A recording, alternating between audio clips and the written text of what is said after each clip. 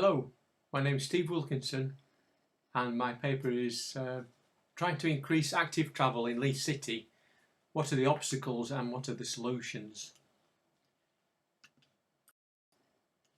Leeds is the fifth most polluted city in the UK, according to many figures. And the group of West Yorkshire councils have come up with a West Yorkshire low emission strategy to try and reduce this. As you can see, this is Leeds city centre here with a 3-mile radius, and it's high levels of nitrous oxide at Bradford. So you get very slow moving traffic coming in on the M621 and slow moving traffic coming from suburbs into the city centre where people work. Currently, there are 4.85 billion vehicle miles in Leeds alone, according to the Department of Transport. And Grant Sharps, the Minister for Transport, said very recently that half of all travel by 2030 should be on foot or cycle, basically active travel. You can work out the level of CO2 from that vehicle usage as 4.85 billion vehicle miles multiplied by 220 grams per mile. That comes out as 1.1 million tonnes of CO2 per year. And according to figures from government sources, you would need to offset that with 440,000 acres of mature forest, including oaks and other hardwoods. It's got to be a good forest. However, traffic levels going up, and National Travel Survey of 2019 said that 42.5% of people travelled being a vehicle, driver of a vehicle, 22% were passengers in vehicles, 25% walked, and 1.5% cycled. The remaining 9% used train or bus or etc. But the worst bit was that 85% of all car journeys are 2 miles or less.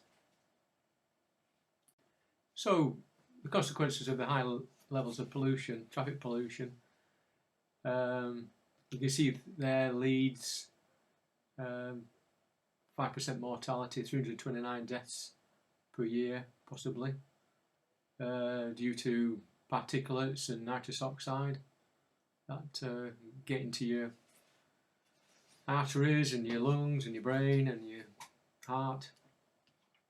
And poor little Ella, she died very young, directly through traffic pollution. And apparently there's between 28 to 36,000 deaths per year attributed to long-term exposure of polluted air. And unfortunately, where the most vulnerable people are, high levels of particulates, are 22% of hospitals, 31% of all doctors' surgeries, 27% of schools and colleges, and 23% of care homes, because a lot of traffic, they obviously drive up to the door or park very close by, where the vulnerable people are. You do need lower levels of pollution and better air quality. Unfortunately, trying to get people active travel or walking or cycling, we've got one of the highest obesity rates in Europe, and Yorkshire's the highest in the UK. And type 2 diabetes is on the rise. So what are Leeds City Council doing about it? What's happening in Leeds? Well, I cycled in Leeds for about 17, 18 years. I worked at Leeds Poly, Met and Beckett universities for 28 years. I always walked and cycled and used public transport, but it was really scary, and I think it possibly damaged my health in the end. Council have obviously trying, but they're building stuff like bus stops on cycle lanes, and you're sharing the road with buses and other vehicles, so there's a cycle and bus lane. They're trying now, but I don't think putting plastic bollards to segregate from other traffic.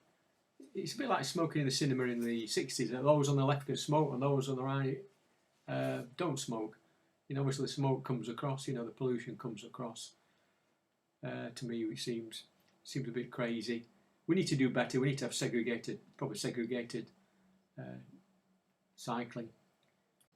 Anyway, one of the solutions was clean air zone. But I think, the Leeds City Council thought they could go one better and try and make more cycle routes and have low carbon vehicles and encourage active travel. So they're trying to go more for electric fleet of vehicles for themselves and electric buses for the city. Taxis are more hybrid or electric. City centre deliveries could be by e-cargo bike. And a tram system is proposed, which will be battery powered. Again, I'm trying to show these circles of where people could travel in from. 2 miles is very, very short distance, and you can either walk or cycle that distance just to reduce the amount of traffic. The Leeds City Centre have put a nice network, spokes on a wheel, of cycle lanes. And they're trying to do them down quiet streets, but some along busy roads. Again, there are not enough segregated ones, and they've only got one low traffic neighbourhood. So I think there are obstacles to the problem, to the proposal. One is traffic anxiety. Another is proximity to traffic. Again, only one low traffic neighbourhood. We need more school streets, we need more play streets, and we need safer routes to schools, universities and hospitals. Again, where vulnerable people are. According to the Department of Transport, people probably don't want to walk because they walk enough already. They see bad weather as a barrier. 20% said they would walk more if there were safer roads. 17% would walk more if there were well-maintained pavements. And 10% would walk more if it was safer crossing points. The opposition to cycling said 28% no interest in cycling, 24% the road safety concerns, and 60% said too much traffic, and the traffic was too fast. 15% said bad weather as a barrier, 28% would cycle more if there were safer roads, and 21% would cycle more if there were safe cycling lanes, which includes the 19% which would say they would cycle more if there's properly segregated cycle paths.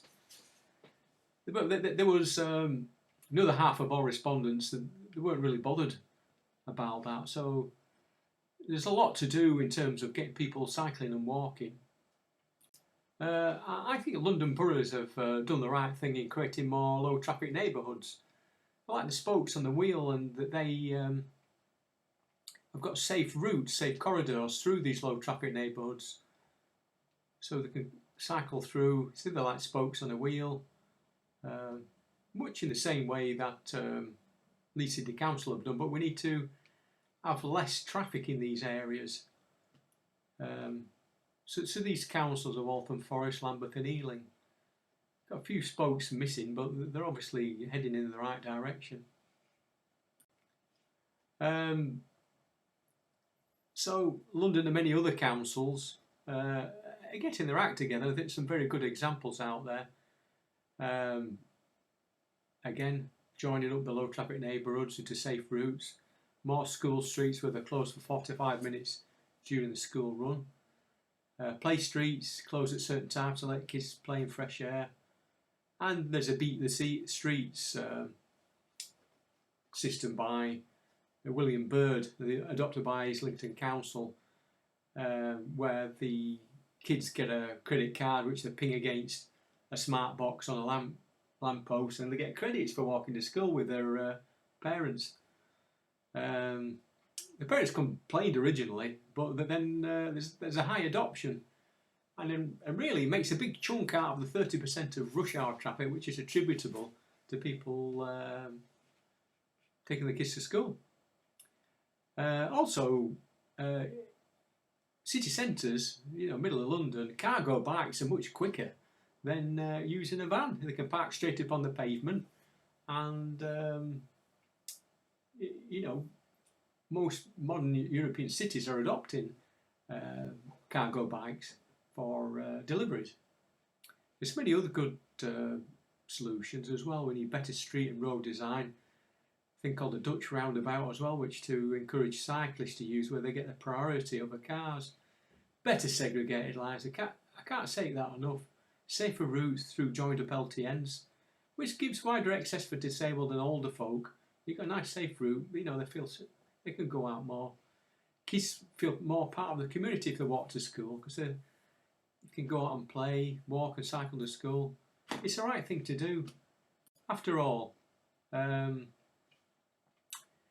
we need to improve our situation and reimagine our post-pandemic way of life. We are hardwired to desire green spaces, activity and socialising. We're all increasingly deprived of this, which creates a stress reaction and toxic habits like overeating and other wrong things, drinking too much and inactivity.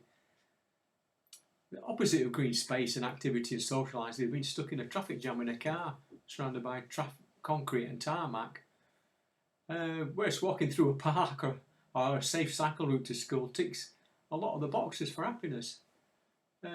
Many countries like Holland and Germany and Denmark, they seem to be much further ahead than we are.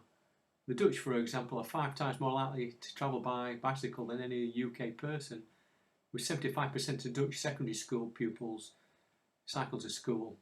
Pupils living closer than 5k from the school, 3 miles. It is 84%. So why can't our own children enjoy such freedoms and clean air? Finally, we need to address climate crisis. We need to reduce our reliance on fossil fuels and participate in active travel as much as possible. Thank you for listening.